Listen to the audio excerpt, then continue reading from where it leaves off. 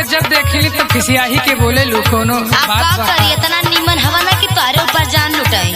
हमार तो किस्मत फूट गई। अरे का भइल हो? सुनावा खोल के पूरा।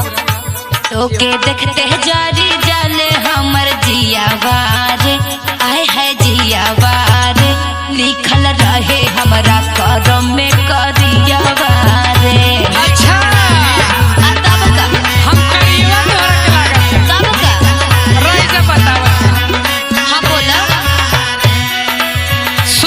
सुनावा। तू बहुत गोर नहीं खू। तो आशा तो निमन बाड़ी। सुना बतावत है। हाँ बोलो। ई कमाल हवे क्रीम के पोताई के। ई क्रीमिया के कमाल है। काहे ना तू ही कुल जाने ला।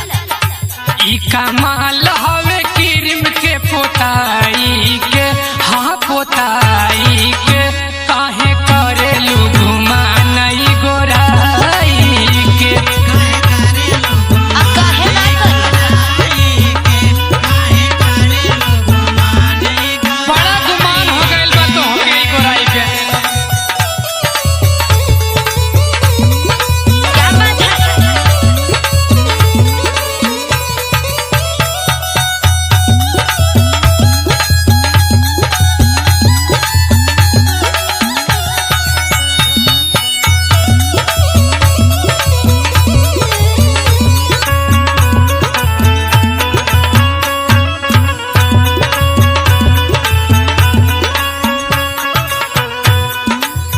देखो इतना निमन ना बड़ा हमके तो भावेला ना पहले से।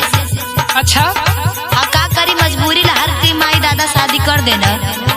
अरे तो खोज ले हो तू कोनो। खोजे ले लो। सुनावा। लागे की रहे आँख अगुआ के फूट। अरे अगुआ ससुर हमार सोड़ धो दे। काहे ना निमन मेहरारू मिल गई तो बड़ी बात आवत। सुना तोरे करहन नई हर मोरा छूट। अच्छा तब का मतलब में से तू कोनो इज्जत नहीं। का करी।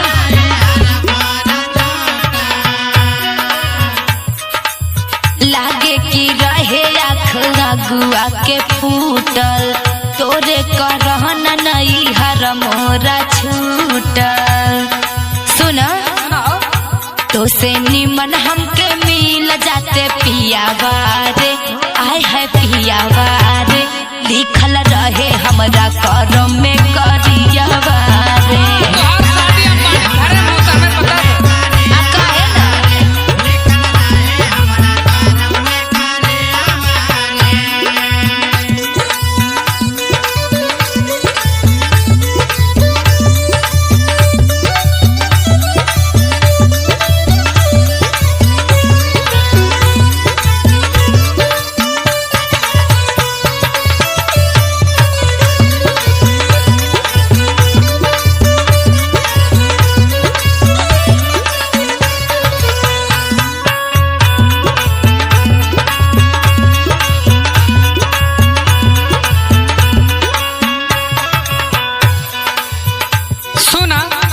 ना आजकल इतना नया नया ब्रांड के क्रीम निकलल बा ना।